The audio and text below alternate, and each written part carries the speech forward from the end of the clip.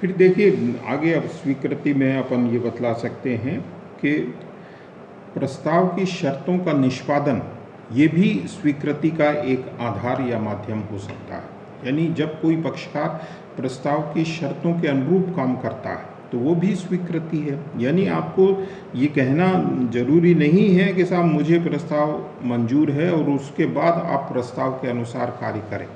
कोई पक्षकार सीधे प्रस्ताव में जो बातें बताई गई हैं उसके अनुरूप कार्य करता है तो वो भी प्रस्ताव की स्वीकृति कही जाती है। फिर अगली बात कि यदि आप किसी प्रपोजल को, किसी प्रस्ताव को एक बार अस्वीकार कर चुके हैं तो उसी प्रस्ताव को आप दोबारा स्वीकार नहीं कर सकते, क्योंकि जब आप उसको अस्वीकार कर देते हैं तो इसका मतलब ये हुआ कि जो प्रस्तावक है वो स्वतंत्र है, वो फ्री है।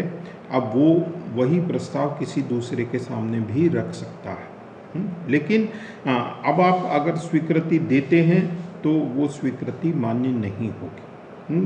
तो वंस एक बार यदि आपने रिजेक्ट कर दिया तो वो फिर उसकी स्वीकृति संभव नहीं है। फिर प्रस्ताव को जाने बिना उसकी स्वीकृति संभव नहीं। यानी आपको प्रस्ताव की जानकारी नहीं है, यानी प्रस्ताव का कम्युनिकेशन संवहन हुआ ही नहीं है और आपने उसको स्वीकार कर लिया, मान लिया, तो ये कानूनी रूप से स्वीकृति नहीं है। इसमें लालमन शुक्ल वर्सेस गौरी दत्त का केस जो है वो इम्पॉर्टेंट है। तो जिस तरह से प्रस्ताव स्पष्ट और गर्भित हो सकता है, ठीक उसी प्रकार से स्वीकृति भी स्पष्ट और गर्भित हो सकती है।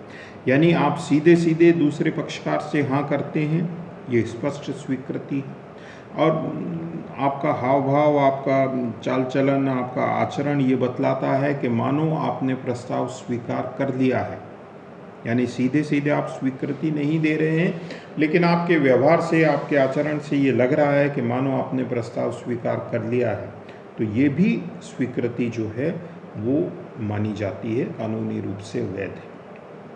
फिर मौन रहना, चुप रहना, ये स्वीकृति का आधार माना जाए या नहीं माना जाए, ये एक विवाद का विषय है। देखिए सामान्यतः यदि कोई पक्षकार मौन रहता है, मौन रहने का मतलब आप सिर्फ न बोलने से ही मत लगाइए, केवल चुप रहना ही इसमें नहीं है। यानी आपकी ओर से कोई भी रिएक्शन नहीं आता है तो वो स्वीकृति का आधार नहीं हो सकता है।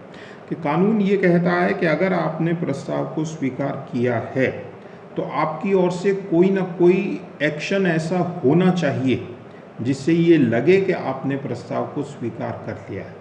चाहे आप प्रस्ताव की शर्तों के अनुसार काम करें या प्रस्ताव में जो बातें बताई गई हैं उसको स्वीकार करें या स्पष्ट रूप से स्वीकृति दें, गर्भित रूप से स्वीकृति दें, कुछ भी है, लेकिन इनमें कुछ ना कुछ आधार है।